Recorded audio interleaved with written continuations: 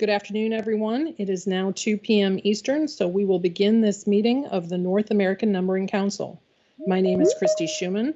I am the designated federal officer for the Nancy, and I thank you all for joining us today. This is the first meeting of the Nancy's new charter, and with the new charter, we have a new chair. First, I'd like to take this opportunity to thank Jennifer McKee, the outgoing Nancy chair, for her outstanding service to the council. We truly appreciate her leadership over the past 2 years. It is now my pleasure to introduce the new Nancy chair, Commissioner Karen Charles Peterson of the Massachusetts Department of Telecommunications and Cable. On the Nancy, Commissioner Charles Peterson represents the Association of Regulators Commissioners.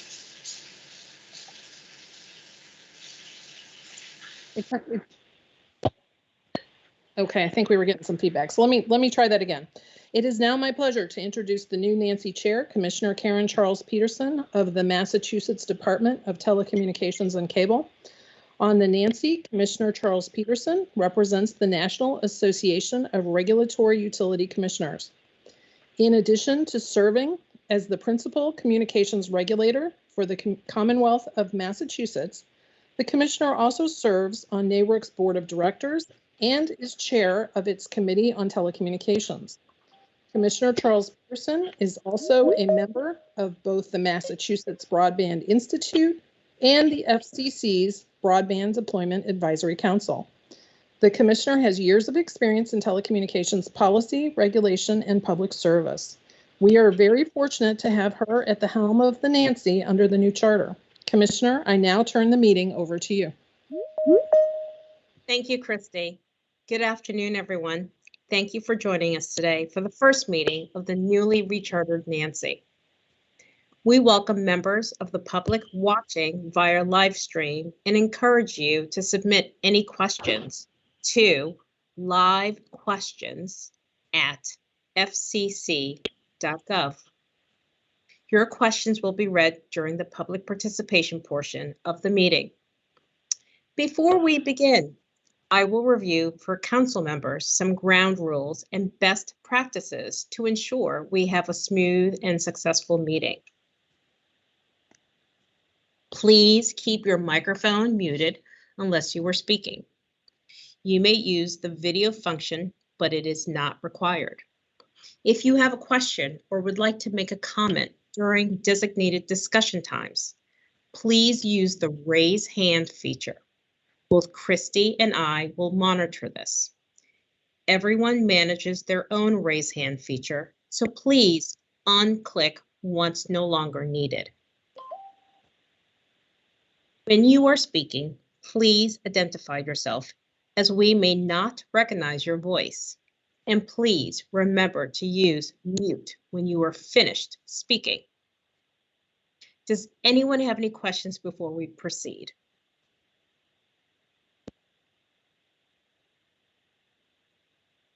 None. One of my first announcements as Nancy Chair is a bittersweet one. Tim Cagle is retiring from Comcast in early January of 2022. Tim has been a valued employee of Comcast since 2006, but his career spans over 45 years in the telecommunications industry, with Tim having worked on numbering issues throughout much of his long career. In addition to participation on the Nancy, many of you know Tim as a long-time co-chair of the North American Portability Management, LLC. More recently, Tim has served as a founding board member of the Secure Telephone Identity Governance Authority, helping to oversee the governance of STIR/SHAKEN implementation. All who know Tim highly regard him for his calm demeanor, well-reasoned guidance, and his kindness. Tim's commitment to his work on behalf of the industry is exemplary, and we wish him the best in his well-deserved retirement. I am now pleased to welcome Chris Monteith, Chief of the Wireline Competition Bureau, to make opening remarks. Chris, The meeting is yours. Good afternoon, Chair Charles Peterson and members of the North American Numbering Council. Welcome also to everyone who is watching and listening to this meeting online. Let me start by echoing the words of the chair on the upcoming retirement of Tim Cagle. Tim, it has been my pleasure and good fortune to work with you over the past 7 or so years. And I know that many members of WCB's numbering team have enjoyed that good fortune for far more years. As we work together on the myriad of numbering policy issues confronting the Commission and the Nancy, I was in awe of your expertise, your dedication and knowledge, and your calm, steady, and competent leadership. The FCC and the American public have been the beneficiaries of all of your work. I cannot begin to thank you enough for lending your many talents to the Commission as a member of the Nancy and as a member of the Nampa for so many years. You will be much missed by me and all of the members of the WCB numbering team, and we wish you the very, very best in your retirement. I hope our paths will continue to cross. Thank you, Chris. This is Tim, and thank you, Chair Charles Peterson, for the very kind words. It's a good thing I don't have my camera on. I'm almost ready to cry with those kind words, so thank you all very much. It's been, a privilege and an honor to have served the industry for all of these years and to have worked with so many fine colleagues. So thank you very much. Tim, I want you to, excuse me, Chair, I have just a couple more remarks I was going to make. Sure. Tim, I want you to know how heartfelt those remarks are. I wish we were in person. The Nancy has been advising the FCC for over 25 years on numbering policy. Its charter was just renewed, of course, meaning that it will continue to run through 2023. As this is the first meeting under the new charter, I'd like to take the opportunity to welcome all of the new members to this important and valuable body. The Nancy, I will tell you, has a very special place in my heart. I was fortunate enough earlier in my career to serve as the DFO of the Nancy, and I learned so much from that experience. It was one that is at the top of my list in terms of all-time great jobs. We greatly appreciate you giving so much time and expertise to this endeavor. I also want to give a special welcome to the many returning council members. We greatly appreciate your continued service.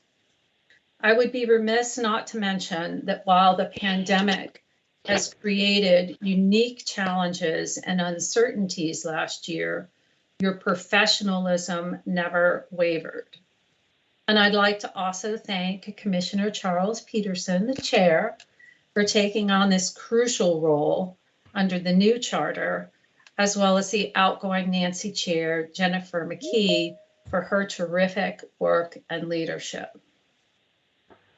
Today, the Council will hear recommendations from the Call Authentication Trust Anchor Working Group on the deployment of STIR Shaken by small voice service providers during the pendency of their extension from the STIR Shaken implementation deadline. Acting Chairwoman Rosenworcel has made fighting illegal robocalls a top consumer protection priority, and your important work here furthers that mission. The Council will also hear updates from the Secure Telephone Identity Governance Authority, the North American Portability Management LLC, and the Numbering Administration Oversight Working Group. We thank you all for providing these updates and for your continued hard work. We will also be joined by staff from the Commission's Office of General Counsel and Office of Managing Director, who will provide information on Federal Advisory Committee rules and federal record-keeping requirements. This will be a good refresher for some of you and provide new members an opportunity to learn about these important regulations. Thanks to my colleagues for sharing their time and expertise with us today. In conclusion, thank you all for being here today and for the good work to come under the new charter. Please know that the Wireline Competition Bureau and all of its staff are here to assist you.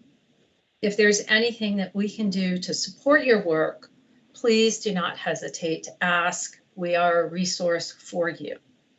I hope that you continue to stay healthy and safe, and I look forward to seeing each of you in person, I hope, in the near future. Thank you again. Chair, I'll turn it back to you. Thank you, Chris. We appreciate you joining us today. I'll turn the meeting back over to DFO Christy Schumann, who will conduct the roll call and new charter disclosures.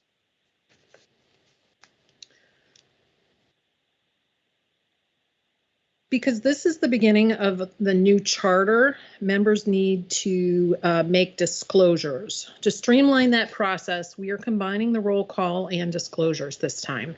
I will call each member organization's name. Please respond with the name of the person representing the member organization here today, and also make any required disclosures at that time. Let's begin. First is 10X People. This is Lisa Marie Maxon with 10X People. No disclosures. 800 Response Information Services. This is Heather Barrows with 800 Response Information Services. No disclosures. ACA Connects, America's Communications Association. Mike Jacobs of ACA Connects. I have no disclosures today. Ad Hoc Telecommunications Users Committee.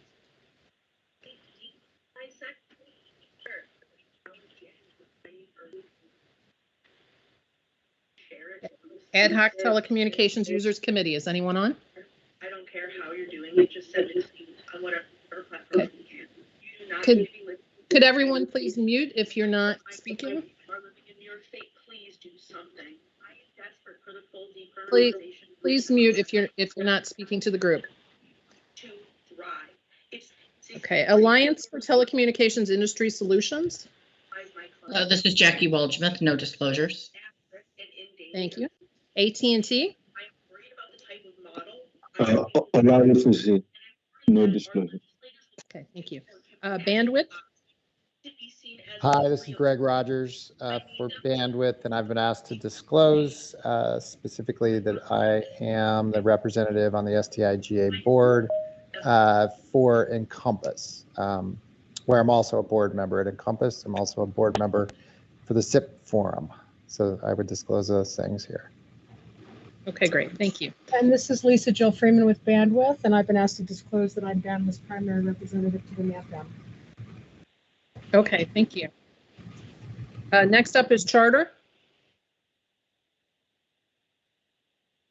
Hi, this is Glenn Klepper, Charter Communications, and I'd like to disclose that representing NCTA, I serve as the vice chair of the Secure Telephone Identity Governance Authority. Okay, thank you. Comcast. This is Beth Rose for Comcast. I'm not sure if it's a required disclosure, but I'm an alternate to the STI GA board for Comcast. Okay, thank you. Competitive Carriers Association. So Alexi Maltis for CCA, no disclosures. CTIA, the Wireless Association. Sarah Legan, primary representative for CTIA, no disclosures. Google.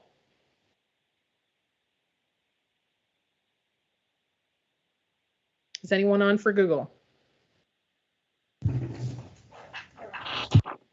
Okay, next is Encompass. Yes, hello, this is Christopher Shipley from Encompass. I'd also like to disclose that I serve as an alternate for our seat on the STIGA. Okay, thank you. Intelliquent?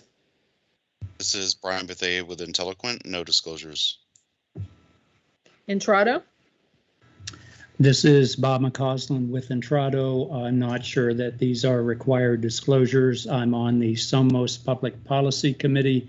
I'm chairman of the board of Lately Inc., which is a New York-based provider of cloud-based AI-powered marketing platforms, and CEO of a company called Cow Boss LLC, which is a farm and ranch supply store. Jamie Zetterstrom, I believe, is on the line. Jamie is a member of CFCA. Jamie, what other disclosures do you have? Yep. Hi. So I'm on the board of directors for the CFCA, and then I'm also on the advisory board for SOMOS. Okay, thank you. Lumen?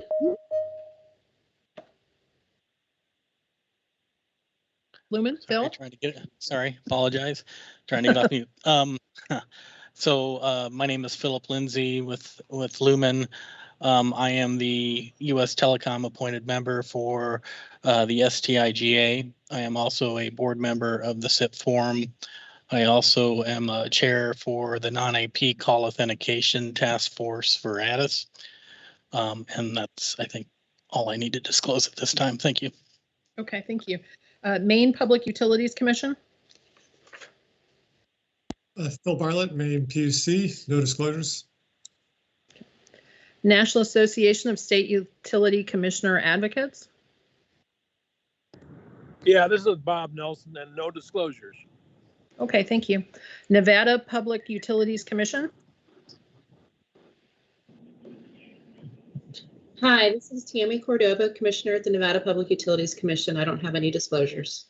Thank you. NTCA, the Rural Broadband Association?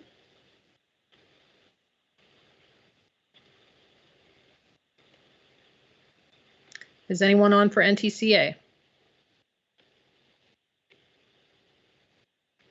Okay. Next is Peerless Network. Hi, everyone. This is Julie Ost with Peerless Network. No disclosures. Thank you. SIP Forum.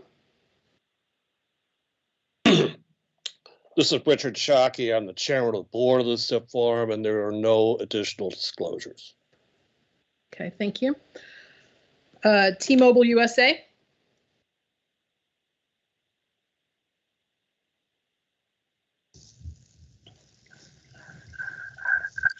On for T-Mobile.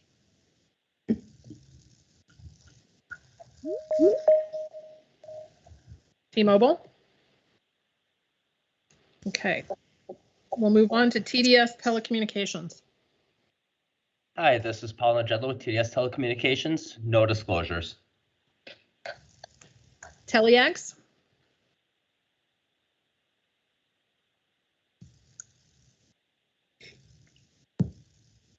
Is anyone on for Teleax?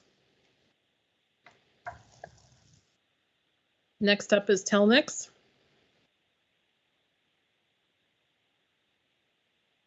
Is anyone on for Telnix?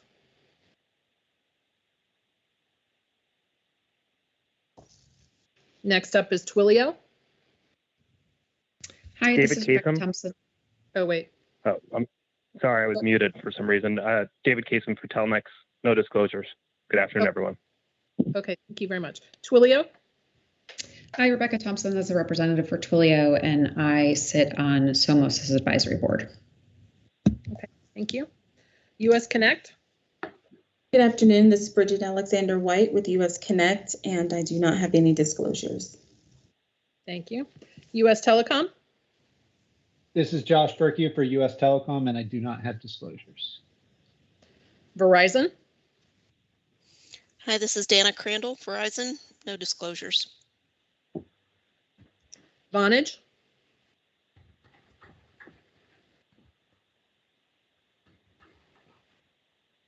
Is anyone on for Vonage? Public Service Commission of the District of Columbia. Hi, this is Lara Howley Walt, representing the DCPSC, and I have no disclosures. Okay, thank you. iConnective. This is Chris Drake for iConnective. I also serve on the ADIS board and the SIP Forum Board of Directors. I also have Catherine McMahon here, who may have her own disclosures. Kathy? I do not have any disclosures. Okay, thank you. Somos? Joel Bernstein from Somos, no disclosures. Okay, thank you, everyone. Did I miss anyone or did anyone join late? Madam Christy. Go ahead, sir. Sorry. Hi, Christy. This is Craig Lennon from Google. I just added my attendance to the chat, but for some reason the phone bridge had me muted at the time. Okay, so you're here for them. Good. Anybody else? Okay, hearing none, that concludes the roll call for today. I turn the meeting back to the chair. Thank you. Thanks, Christy. As we begin a new charter of the Nancy, it is a good time to review for council members important requirements of the Federal Advisory Committee Act and the federal record-keeping obligations. With us this afternoon, Paula Silberthal with the Commission's Office of General Counsel and Doris Gamble from the Commission's Office of Managing Director will now provide us an overview. Paula and Doris, the meeting is now yours.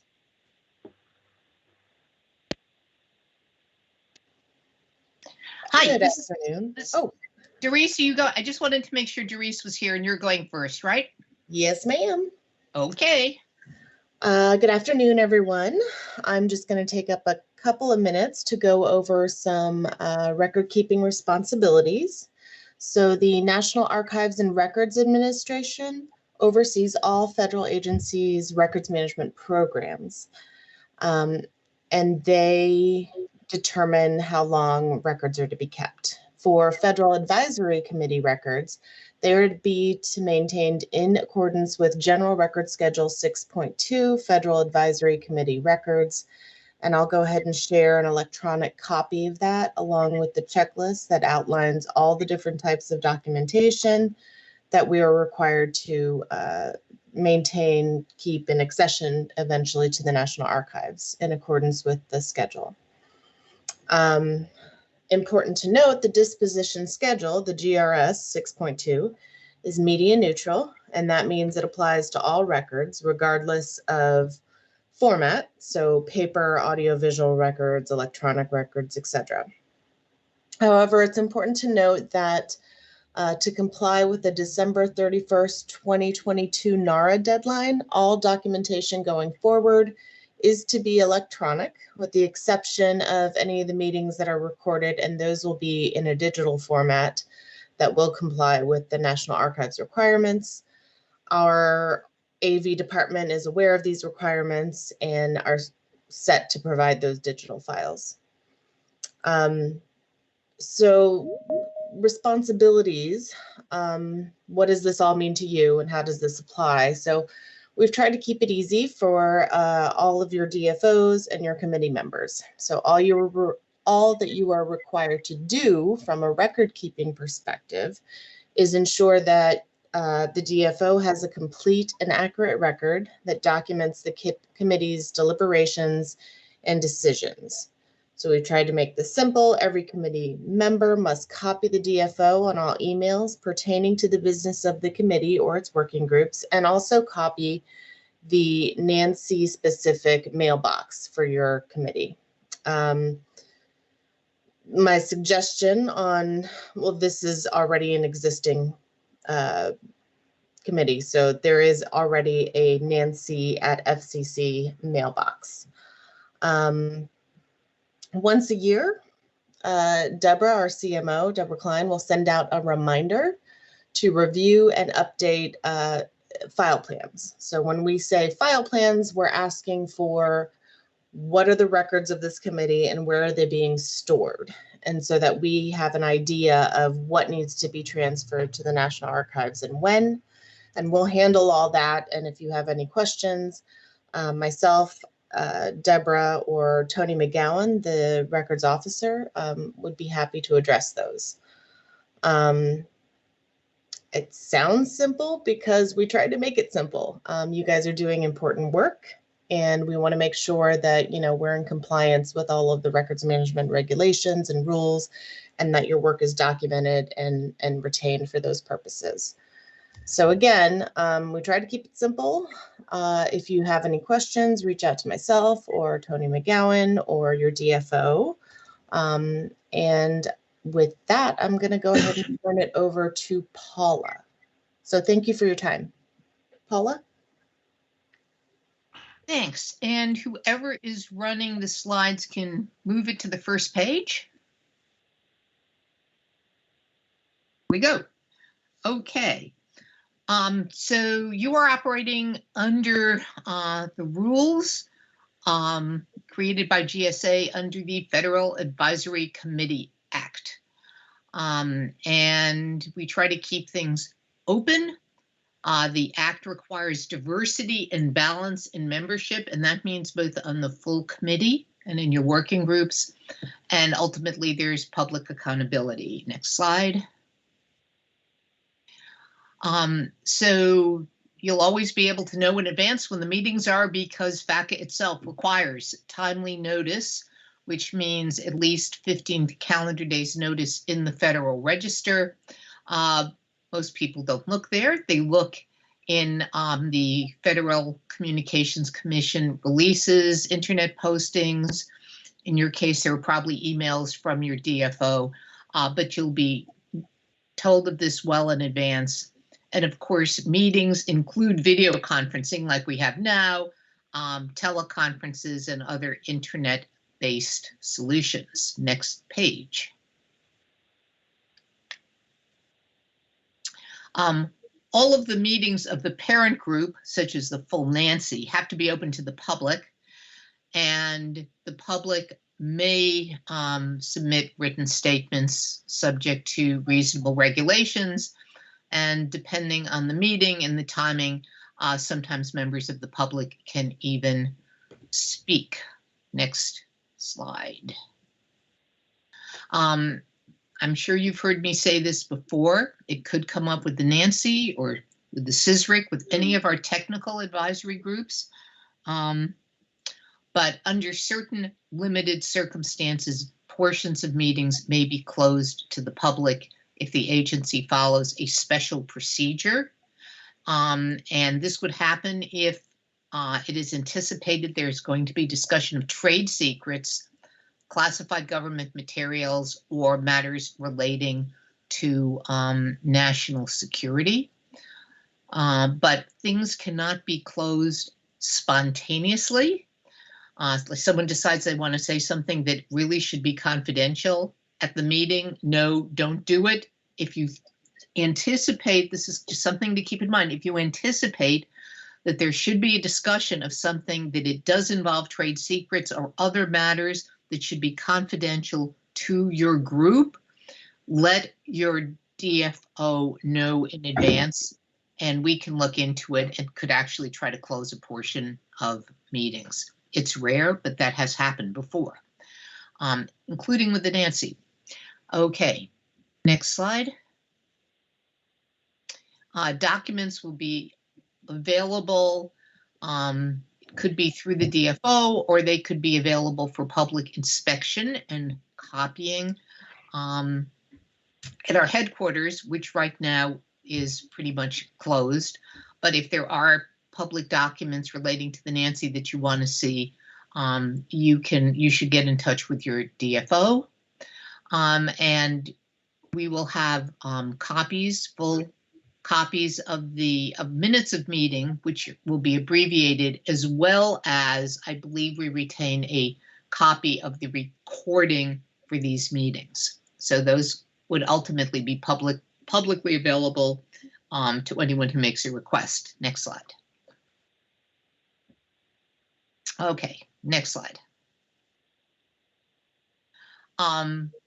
Committee chair and vice chair, and also chairs of working groups, important people. The committee chair and vice chair serve as a focal point for committee members, and they work closely with our DFOs. And they may have input about given the tasks in front of you and how things are working, about establishing informal working groups. And as the committee chairs and vice chairs, as well as our DFOs, at sometimes conduct the committee meetings. Okay, next slide. Your designated federal officer has very significant duties under the GSA regs, which includes calling the meetings, approving agendas, chairing and closing meetings if required, maintaining committee records, taking minutes of meetings, which is why we have these minutes available. Next slide. And as you've already heard from Doris, our records are maintained in accordance with a general record schedule. Next slide.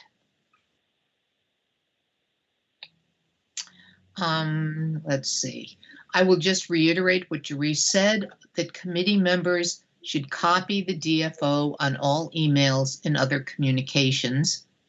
And this is true whether it relates to the business of the parent FACA or to your working groups. And you should also copy the mailbox that will have been set up for you for this purpose. And this just makes sure that no one in the records departments are angry with us for violating federal record keeping rules. Next slide. Okay, so a lot of the meat of the work is done through your working groups. And I'm just going to go through some do's and don'ts because sometimes they do get confusing or people forget. So the working groups gather information, develop working plans, come up with draft reports, work among yourselves to discuss preliminary findings. And typically, but not always, our working groups meet in closed sessions without public notice. And the reason this can occur is that a working group is considered a distinct creature from a parent FACA. So parent FACAs under the Act have to meet in public unless they're closed for security reasons. But working groups are distinct and can get stuff done in private closed sessions. And ultimately, the goal of the working groups is to make recommendations to the parent FAC, to all of you, 50 plus people, as I see it on the chart here. And then the entire parent FAC would have a chance to debate, consider, revise, etc., the recommendations of the working groups. Next slide. Okay, a couple of don'ts. A working group cannot usurp the functions of the parent advisory committee because having worked in private, if you started to act like the parent advisory committee, but your work was done in private, it would be basically invalidated. So working groups cannot take their reports and just submit them to the commission and treat them as the final product of, in this case, the Nancy. They are very important, but they're just the reports of the working group. Recommendations are just one step in the process. So that means working group decisions are not binding on the commission, on the full committee. And when the full committee gets those recommendations, there needs to be a full discussion. You know, people need to explain the recommendations of the working group, and then the committee should be asking questions, reviewing it, and then taking whatever action the full committee feels is appropriate after a formal vote. Okay, next slides. Also, this has come up a lot recently. Please be careful not to conduct surveys if you're a working group or a parent FAC. And the reason is that the surveys most likely would be subject to the Paperwork Reduction Act. So if you want to get information and you're sending identical questions out, it has to be, they can be sent only to, I believe it's 9 or fewer people. you send things out to 10 or more people, it's considered to be a survey and it needs advance OMB approval. That takes a long time, given the life of the committee, to get PRA approval. So if you do feel the need to get some additional information for the work that your group is doing or the parent group is doing, please get in touch with your DFO. And there are different ways we can work around to get you whatever, help you get for yourselves the information you need, including public notices or dividing up your questions to make them not identical and to send each set of questions to 9 or fewer people. But the key point here is anything that you're looking at that you think might need something that smells like a survey, please get in touch with us and our PRA people can help work with you to make sure that you can basically avoid falling under the auspices of the Paperwork Reduction Act. Okay, next slide. Okay, I think I said some of this already. One thing you should be aware of is that the number of committee members who are serving on a working group should be less than a quorum of the full committee. Because if you had, for example, 20 people in the full committee and you have 12 of them serving on a working group, whenever that working group met and had the 12 people there, it would be a quorum of the full committee, and basically the working group would be holding full committee meetings. And especially then if this were done in private without public notice, it would be a FACA violation.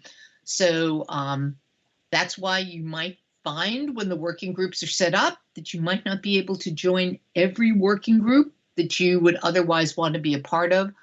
But the reason for that is we have a limit for each working group on the number of committee members that can serve. So it's not that the agency is being difficult with you or that you're being picked on, but it's really just a function of the FACA requirements to keep the number of members on a working group to a smaller size.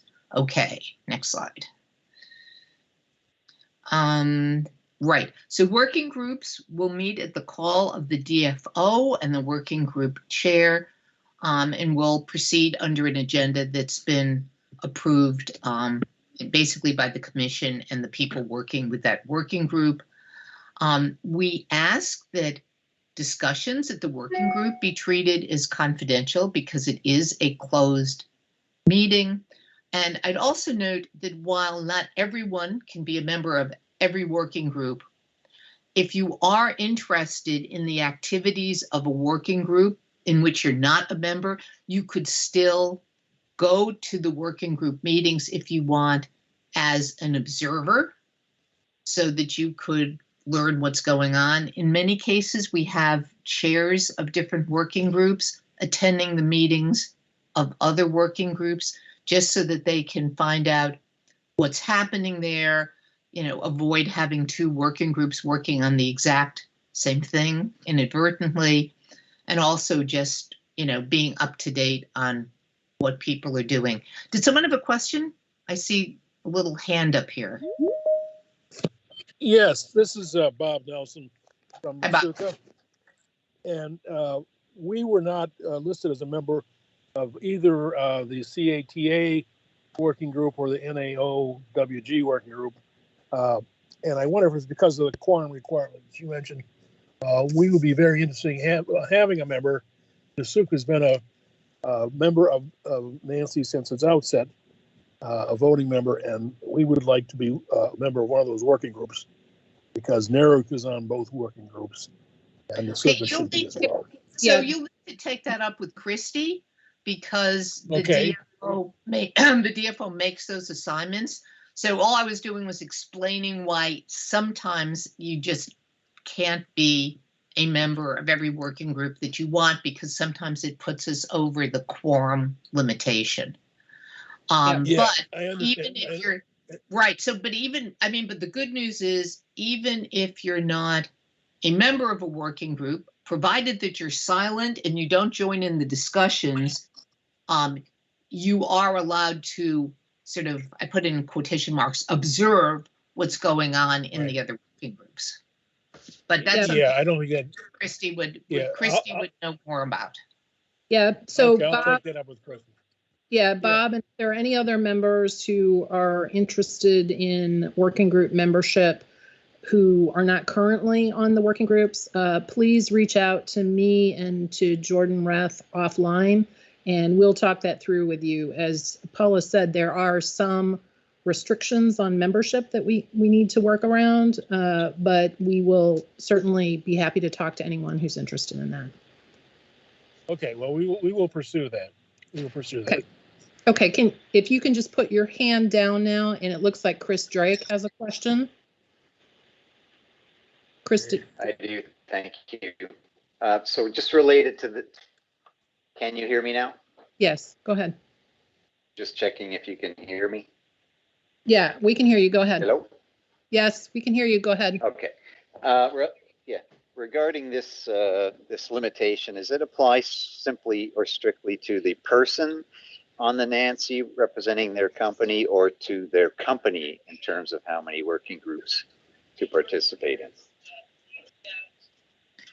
Well, it would apply to, let's see.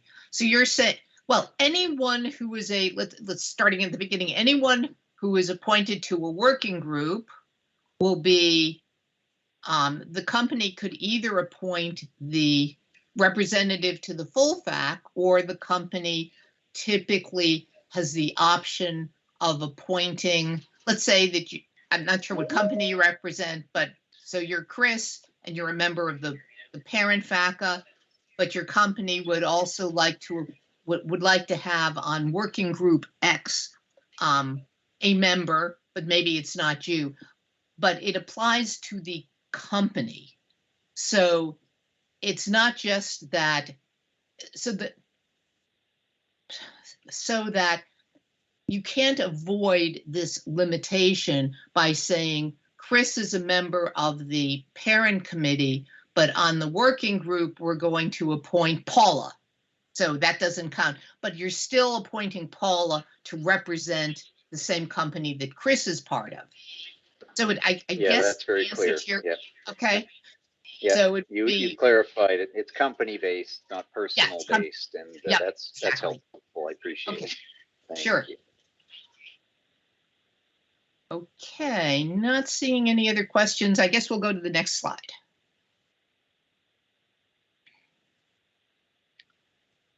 Right. So even when the meetings of the working groups are generally closed, it is absolutely fine to invite non-members in, third parties, to make presentations at your meetings. However, however, when that individual has completed the presentation and responded to questions, and so now the group is moving on to another topic or going into deliberations, the person who is the presenter, who's not a member, should leave the meeting. Okay. Application of ex parte rules, unless there's an ex parte exemption that the commission has issued, ex parte rules apply. However, my recollection is that in practically all cases, the Bureau issues an ex parte notice exempting you folks from the ex parte rules. Next slide, please. And this covers any presentations members of the committee make or working groups make to FCC staff or to the commissioners, provided that those presentations are related to the work of the advisory committee. Next slide.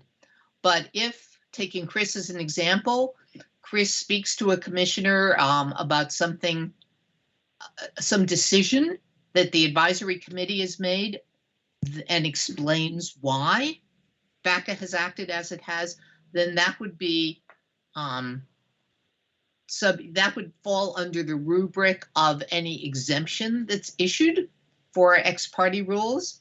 But if in contrast, Chris or any other member is speaking not about the advisory committee work, but lobbying or just discussing with the staff or the committee matters and presenting the point of view of your company, then that would not be covered by the ex parte exemption. So when you're acting on, bottom line is when acting on behalf of the advisory committee, the FACA, the Nancy, the ex parte exemption would be applicable. But when acting and speaking with commissioners or staff on the part of your company or your organization, that would require, then you would be not covered by the FACA exemption, and you would need to file ex parte notices in the same way as you ordinarily would. Okay, next slide.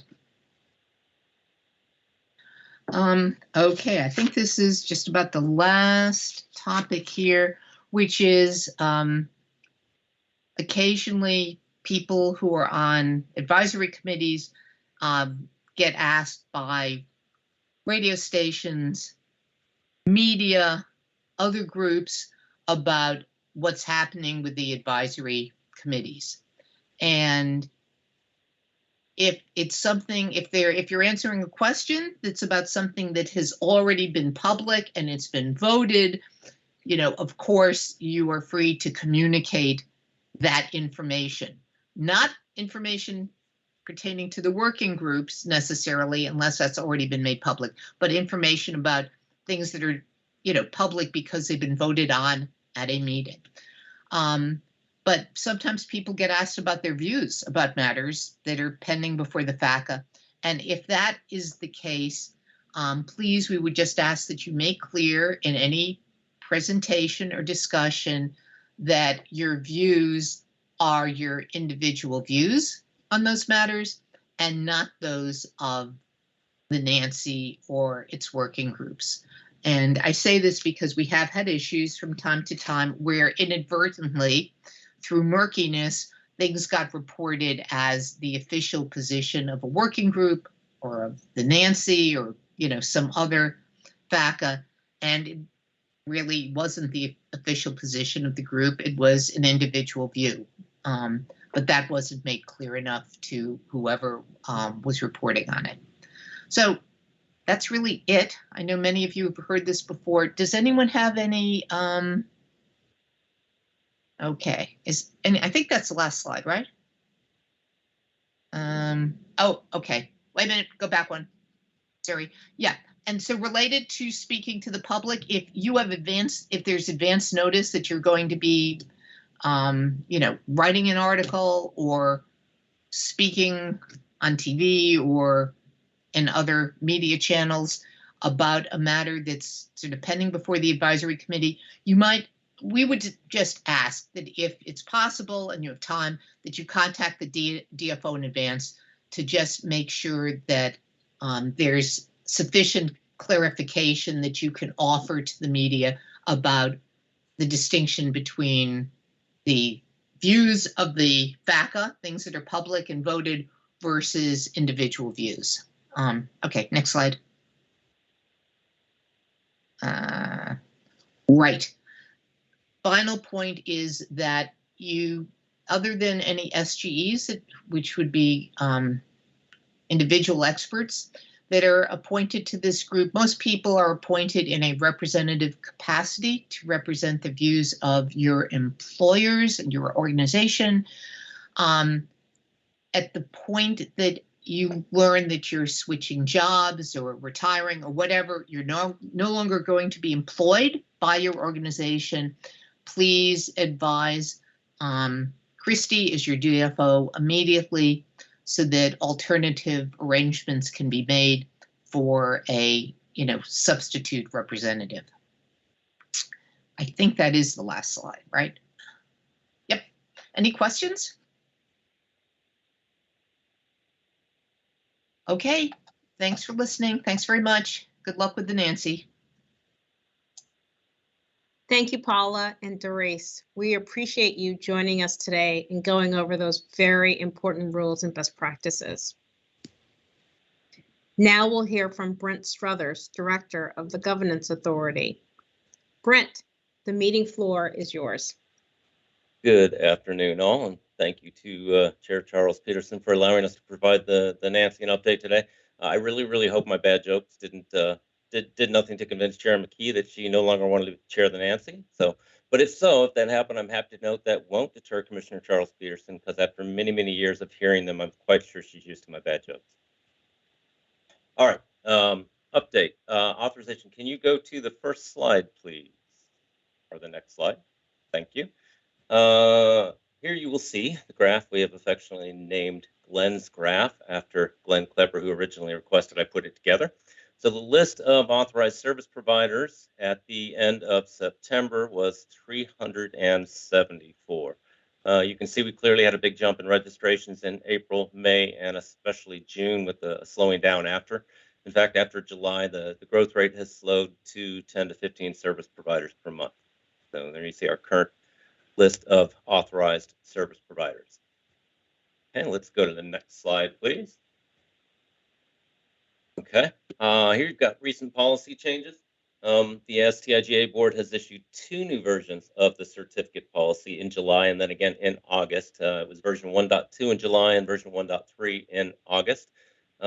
These changes to the certificate policy included support for the optional use of delegate certificates in Shaken, and also included a new requirement for STICAs to file an annual attestation regarding their continued compliance with the certificate policy, as well as detailing any security issues they may have experienced. Due to the publication of these new versions of the certificate policy, all the authorized STICAs, all 10 of them, were required to submit to the Policy Management Authority, that's the PMA, revised certification practice statements. These are the statements that say how they're going to comply with the STIGA certificate policy as they assign certificates to carriers. They have to submit those revised certification practice statements by October 3rd, 2021 for review and approval.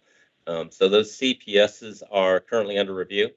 A CPS, as you might note, a CPS must be updated every time the STIGA updates the certificate policy.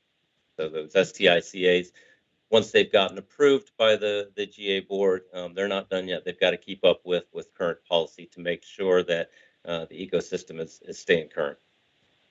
All right, the SBC token access policy. As you probably know, the revised SBC token access policy, we revised it in June, required each authorized service provider to have a certification filed in the FCC's robocall mitigation days by July 30th, 2021. As of July 30th, 2021, we did have a short list of service providers that were not in compliance, meaning they hadn't filed or properly filed their FCC robocall mitigation database certification. So we sent out an initial non-compliance notice to all of these service providers on August 19th. We then monitored for changes in their certifications in the robocall mitigation database, and then also actively worked with the number of the providers that contacted us. Through these efforts, we were able to confirm that all of the initially non-compliant service providers had actually properly filed their robocall mitigation database certifications. I'm just going to say RMD certifications. In other words, all of the STIPA authorized service providers now have properly filed RMD certifications. So that was a good result. We also, the board has also approved a budget to fund the Shaken framework for 2022. The budget's not public, but it is similar to the budget for the prior year. That approval of the budget, by the way, was unanimous, so all 12 board members agreed on it. The overall budget also included the STIGA budget to fund ADIS. Once the budget is finalized, the board has to work on creating a new contribution factor, which is the factor that determines what carriers will pay, what service providers will pay the STIPA as they continue to support Shaken into 2022. So we're targeting the end of October to have this contribution factor discussion amongst the board wrapped up.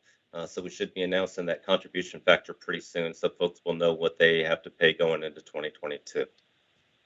We have upcoming changes in service from the STIPA. The board announced, of course, recently the policy changes necessary to support the optional use of delegate certificates in Shaken, and also RESBORG access to SBC tokens.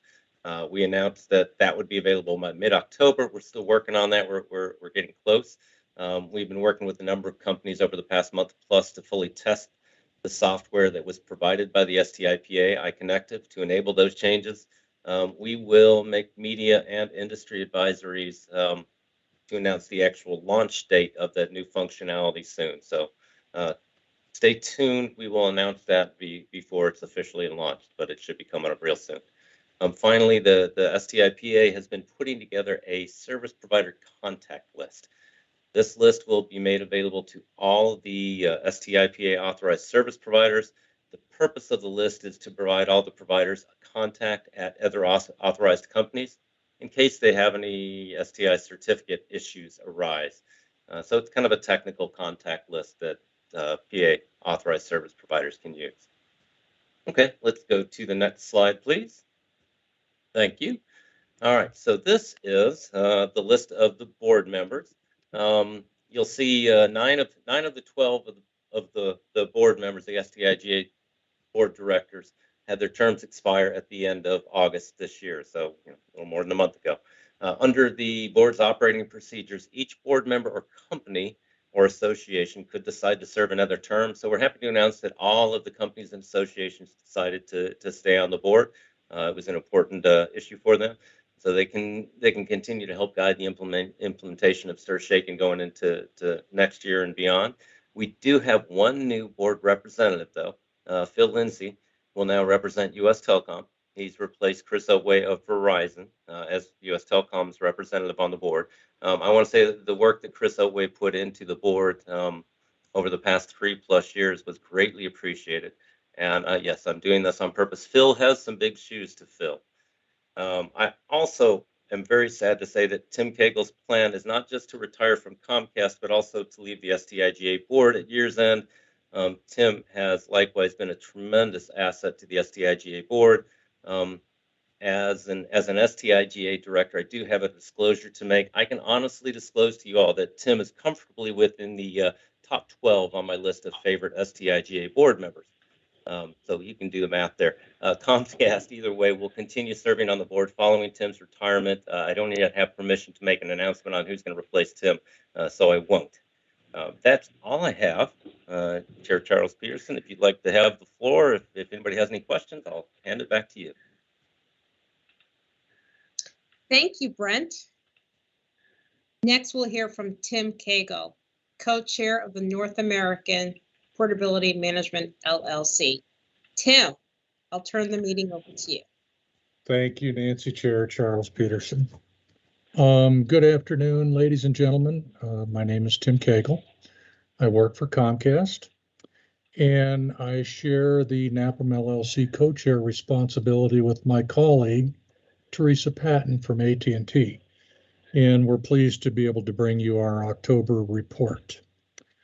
So in terms of statements of work and contract amendments, there have been no new statements of work received during the current reporting period. We also have NPAC release schedule 5.1 planned for February 6th of 2022. And this will include functionality for change order 554. Which is also known as SOW 27, and it will also support operational and usability enhancements. In terms of general activities, the number of telephone numbers maintained in the NPAC increased by 99 million telephone numbers, which is a 12% increase from 1 year ago. The NPAC successfully performed over 405 million routing updates from pooling and porting activities during the past year, representing a 43% increase from the prior year. And all required audits and exercises, including disaster recovery and security exercises, were executed with no deficiencies found. And then, and the last item under the general category is Napa LLC officer elections will be conducted next month during the Napa LLC's annual meeting. With respect to activities under the Contract Implementation Committee, or KIC, there were 8 new findings reports for providers of telecommunications related services users that are to validate the need for NPAC data access were received and approved since the last Nancy meeting. And just as a reminder, PTRS users are non-service providers, but may have need for NPAC data access, and they are permitted to get that via an application process. The annual certification qualification, or ACQ, process for PTRS users for 2021 is now complete. As of September 21st, there were 25 PTRS users that had their data access terminated, either due to opting out of the need for NPAC data or having filed incomplete applications. And this status has been shared with the FCC. With that, let me just pause for questions. Hearing no questions, this concludes our report. And once again, I want to thank Nancy Chair Charles Peterson and Wireline Competition Bureau Chief Chris Monteith, my colleague Brent Struthers, and all of you for your very kind words and thoughts. After 47 years in telecommunications, it's time to hang up my hooks and retire. So I'm looking very much forward to life's next chapter. It's been both a pleasure and a privilege to have served on the Nancy, to have served as the Napa co-chair, and to have served the industry. And I greatly appreciate you, all of you, my colleagues in the industry, having shared your time to get to know you and work with you. So thank you very much. Be well. And I'll turn it back to you, Nancy Chair Charles Peterson.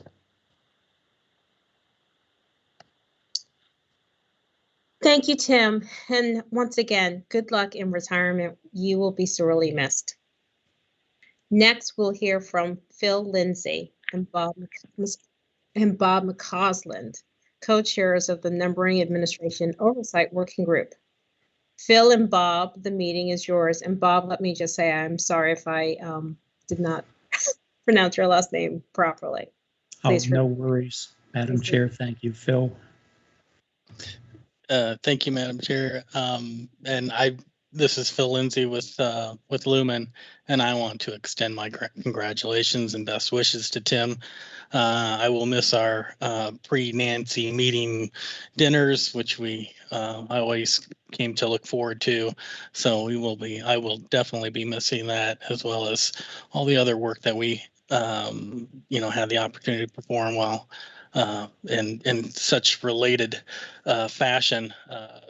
This is such a small industry, and everybody knows everybody, and everybody has had a wonderful chance to work with each other. And I can't say how much I've appreciated Tim's leadership and his friendship through all the work that we've performed together. So thank you, Tim. With that, I will like to move into our report to the Nancy from the North American Number Administration Oversight Working Group. Again, my name is Philip Lindsay with Lumen. I am a co-chair, and I share that responsibility with Bob McCausland of Untitled Communications.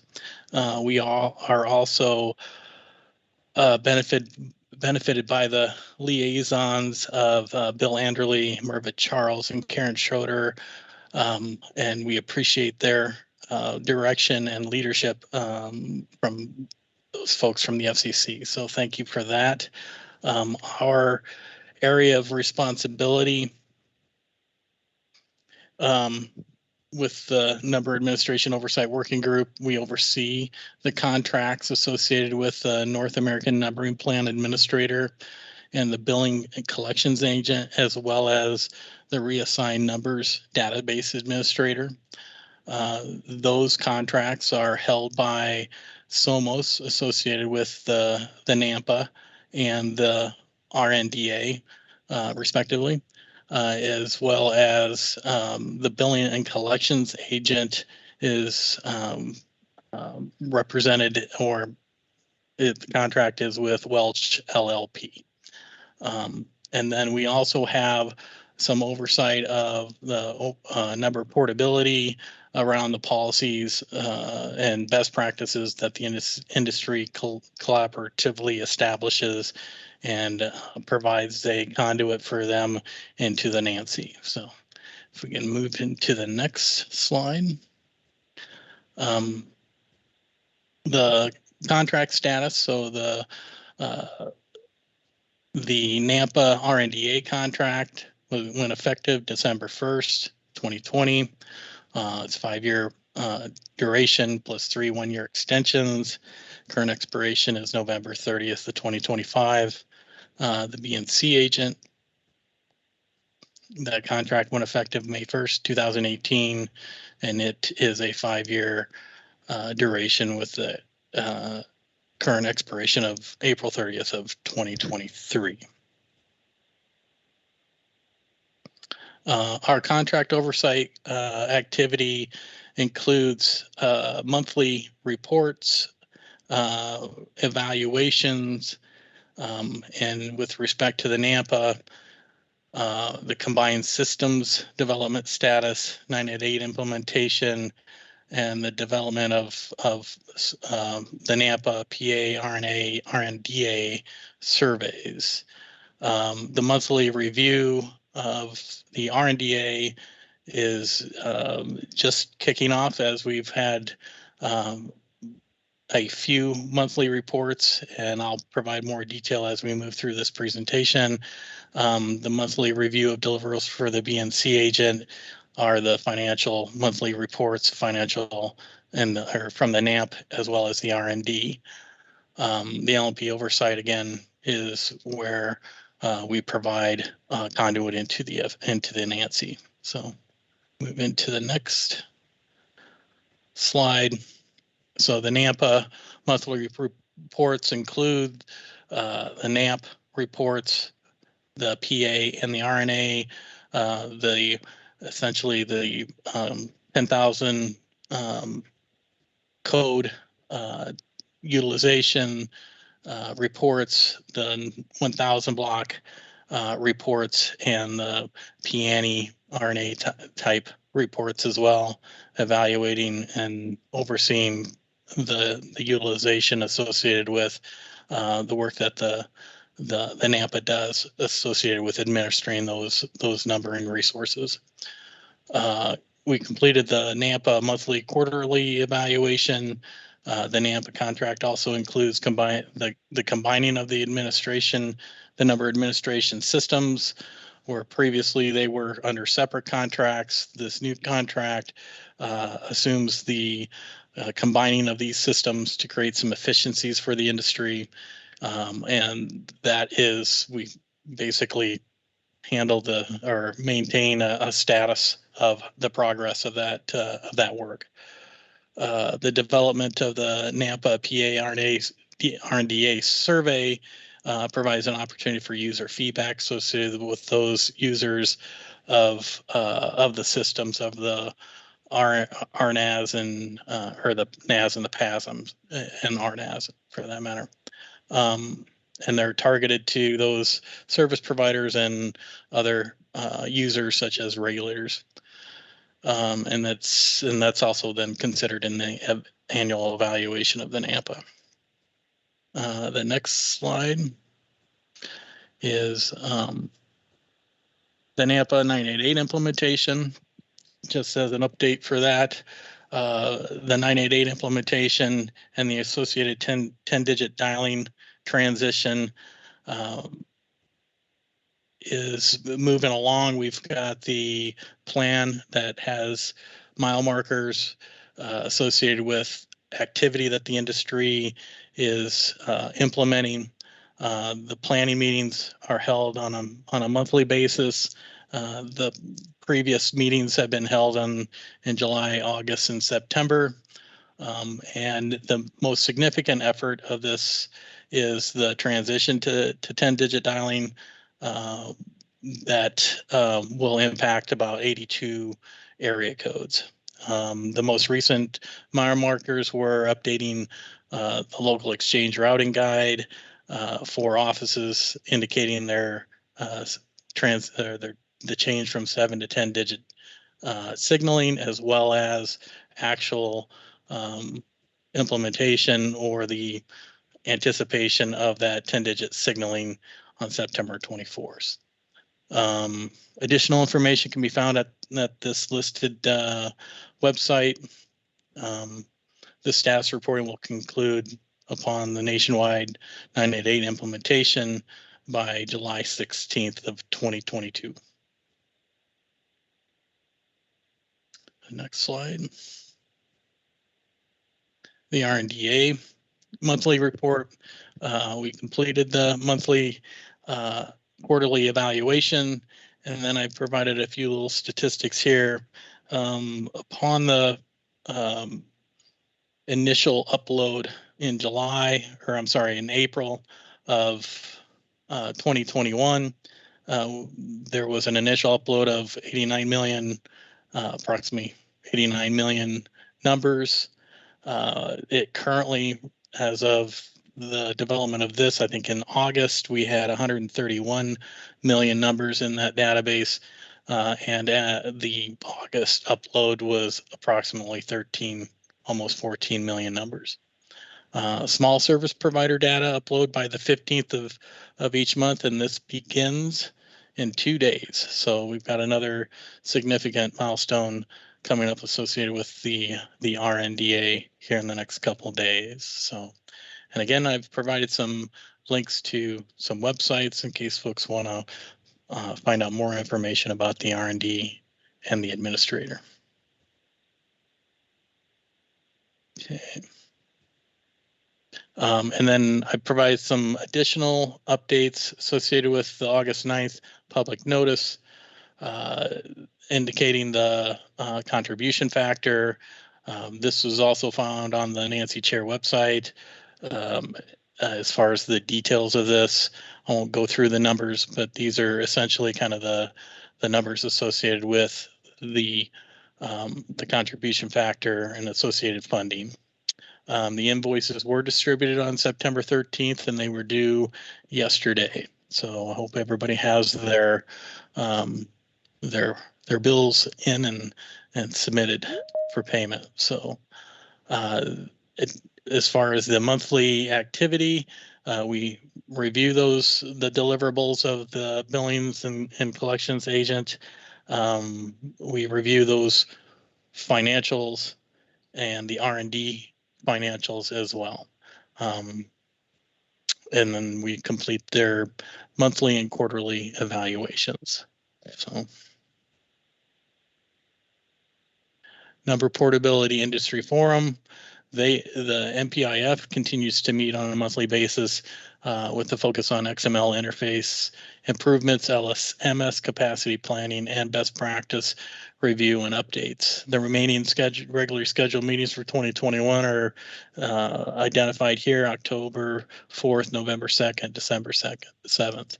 The tri-chairs of that group are Deb Tucker with Verizon, Teresa Patton with AT&T, and Randy Ryan of Comcast. Finally, this is the membership of the NAOWG. I want to extend my appreciation for the participation of these folks. It is one of the best groups I've worked with. There's lots of participation, lots of willingness to take on the efforts in accomplishing our goals. So thank you everybody for your participation and as members of the NAOWG. And then finally, if you have any questions, these are the dates for the remainder of 2021. And then we have scheduled out our meeting schedule for 2022. These are generally tentative. They may change as other industry issues come up and may conflict with these dates, but generally this is what we try to stick with. If you have any questions, feel free to send me an email or even Bob McCausland an email, and we will get you an answer or get you to a person that can answer any of your questions. Thank you, Phil. Thank Phil, you. I'll add thank you to you for your long commitment to the NAOWG, to you, Tim Cagle, of course. I echo the comments of everybody else earlier today. And also a special thank you goes to Karen Rippenkroger, who assists us on the NAOWG in so many instrumental ways. That is very much appreciated. Thank you. Yeah, thank you, Bob. I would echo that as well. Also, we are in a new charter, and we have moved from 3 co-chairs to 2 co-chairs. So I want to extend my appreciation for Betty Sanders of Charter for her efforts associated with the previous charter, and thank her for her assistance in that regard. Phil and Bob, we have a raised hand from Bob Nelson. Yeah, Phil, this is Bob Nelson. Again, why was Nasuka not considered for membership in your work group? So Bob, let's talk about that when you contact me about membership in the working groups. I think okay. I wondered if you had any thoughts about that, because he's got a long list of members, and Nasuka's not one of them. Yeah. So membership is something to discuss with the DFO. So I already saw your email that came in about that. So we will discuss that with you starting tomorrow. Okay. Okay, that's fine. That's fine. Okay. Thank you. So with that, I will turn this back to the Nancy Chair, Charles Peterson. Thank you. Thank you, Phil, and thank you, Bob. We appreciate the update and all of the hard work of the NAOWG. Now we will hear a report and recommendation from the Call Authentication Trust Anchor Working Group on the deployment of Stir Shaken by small voice service providers. To present on behalf of the working group are the co-chairs, Jackie Walgamuth and Beth Shore-Rose. Jackie and Beth, I'll turn the meeting over to you both. Thank you, Chair Charles Peterson. This is Beth Rose from Comcast, and I'll be presenting on behalf of Jackie Walgamuth and myself. And first, I'd like to say, with respect to Tim Cagle, that it will be tremendously difficult to fill his shoes on the Nancy, but he will be incredibly missed, my colleague at Comcast as well. So moving on to our report. First, we'd like to thank the Bureau for giving us the opportunity to provide input on these important questions about implementation of Stir Shaken by small service providers.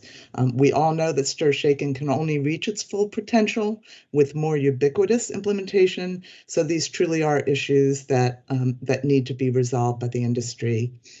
We'd also like to thank our FCC liaisons, Michael Nemtic and Alex Hobbs, who have faithfully attended our weekly meetings.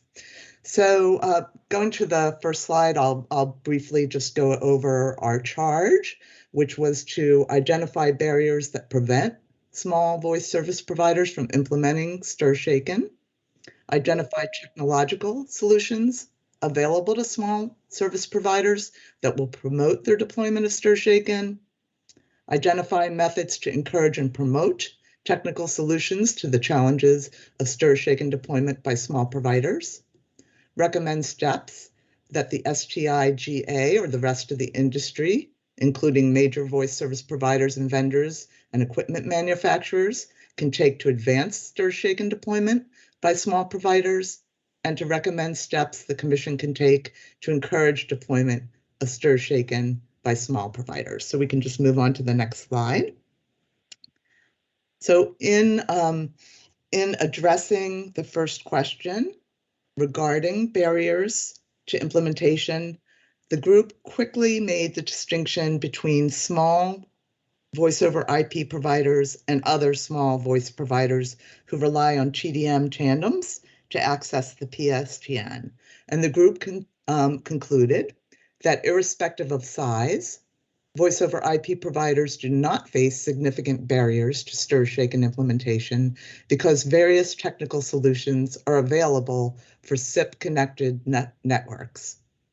And second, CLECs and ILECs, particularly in rural areas that rely on legacy TDM tandems for traffic exchange, may not have a viable option for SIP interconnection, even where they operate IP switching facilities.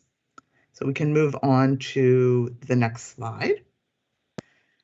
So technical solutions to stir-shaken implementation were then identified for each subset of small providers, voice over IP and TDM interconnected providers.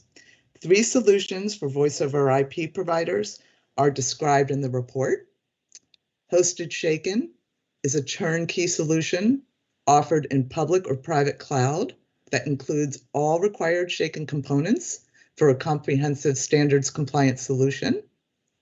Carrier shaken is a turnkey service that combines shaken authentication service with SIP transit and termination to the PSTN.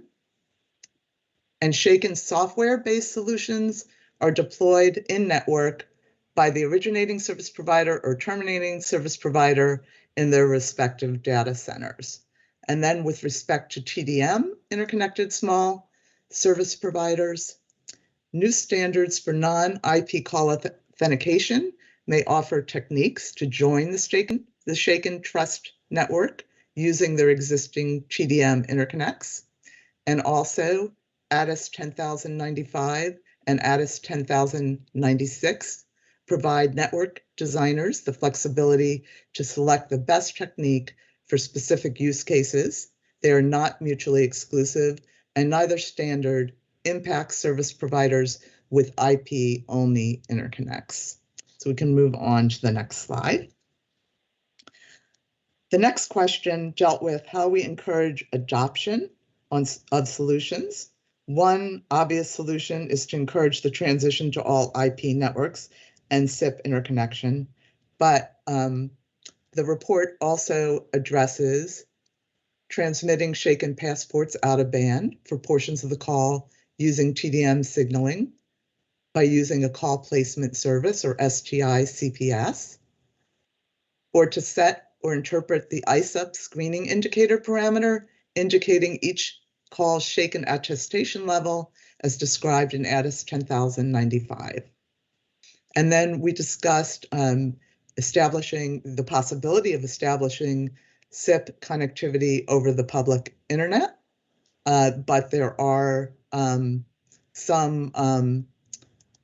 challenges there: more granular dedicated bandwidth, wider geographic ability, and flexibility, including SLAs for certain options, but there are continued concerns regarding quality of service and security. And then we also identified the issue of VoIP destination routing and those challenges, and recognized that there's a continued role for intermediate providers to aggregate traffic and ensure the ability to reach all destinations. Then we looked at steps that the industry could take to hasten stir-shaken implementation by small providers. We identified the possibility of the STI-GA putting on a webinar to assist small voice providers in understanding how each stir-shaken technical solution discussed above fits into the ecosystem. We discussed the possibility of more lab testing and having major service providers, encouraging them to volunteer to engage in lab testing with small providers, including testing of alternate solutions such as over-the-top interconnection solutions. We talked about standards bodies working on technical standards needed for potential solutions discussed in the report. And then we discussed the STI call placement service list and recommended that the industry should determine an entity, if appropriate, that would be responsible for managing a single list of STI call placement services to ensure that all STI CPSs are aware of each other STI CPS in the ecosystem. And then finally, on the next slide, we discussed, and I'm sorry, we can move right forward. I think I skipped and just talked about that slide. And then steps for the commission to potentially take in advancing stir shaken for small voice providers. We talked about the possibility of the commission charging the CATA working group to expeditiously study alternatives and recommend a governance structure for managing the list of STI CPSs. And then with respect to SIP interconnection, which was identified specifically as a barrier, particularly for rural providers, we came to the conclusion that the commission could encourage the industry through a group of representatives from the same associations that stood up the STI-GA to develop and propose a solution to the SIP interconnection issue, and to propose that solution within a period of around 6 to 12 months. And if after the 6 to 12 month period, the industry failed to develop a reasonable solution, that the FCC might consider more prescriptive action on that matter. So we can move on to the next slide. Just wanted to go over the logistics a little bit of our group. We kicked off our working group in June 29th, and we had subsequent weekly meetings through to September 7th. And we also had 2 guest presenters provide information to the working group. That was Transaction Network Services and TransNexus. Can move on to the next slide. This slide includes our membership in the working group, and I just want to thank the entire working group. We have an extremely active working group. They're just fabulous. We have great contributions, great discussion, and fantastic collaboration. So thank you to all of you, and especially to Jackie Wildermuth, my co-chair, and to Chris Wendt, who was our technical editor, and Zach Rogala from Montana PSC, who did all sort of the finish editing on our report. And I think, do we have one more final slide here? And this just contains the contact information for Jackie and myself. So now we'll open up to any questions.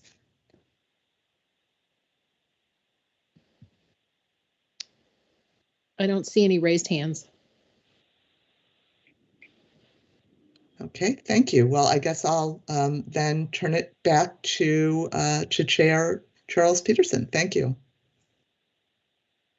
Thank you, Beth and Jackie. The working group's efforts is evident, and we appreciate this thoughtful report and recommendation. I think we already asked if there were any questions to the report and recommendation, but we'll just check one last time just to make sure that there aren't any additional questions. Still no raised hands. Perfect. So again, thank you, everyone. If the discussion is complete, I will now open the meeting for a vote to approve the CATA Working Group's report and recommendation. Would anyone like to make a motion to approve? Bob McCausland will so move. Bob McCausland, thank you very much. Do we have a second? Yeah, Brian Ford, NCCA seconds. Brian, thank you. All in favor? Aye. Aye. Aye. Any nays? Yes, nay, Bob Nelson. Bob, would you like to give us, describe your concerns for us? Yes, the nay is based on the fact that the Suku is not a member of the working group, and we believe they should have been. Okay, thank you. We'll note that for the record. Okay, moving forward.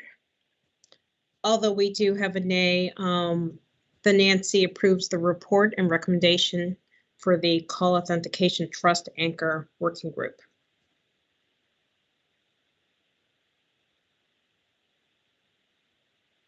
Okay, we will now move on to the public portion. As I noted earlier, we enabled public participation through comments filed in the docket. And when proceeding in this virtual fashion through a dedicated email address, livequestions@fcc.gov. First, we'll turn to the comments filed in the docket. A public notice for this meeting released on July 29th asked members of the public to file any comments in the Commission's electronic comment filing system in docket number CC92-237. Do we have any comments from members of the public?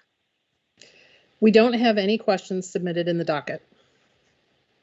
All right. Are there any public comments or questions received through the livequestions.gov email address? We don't have any questions from the live questions mailbox. And finally, as we wrap things up, and thank you for that, Christy, do any Nancy members have other business they wish to address?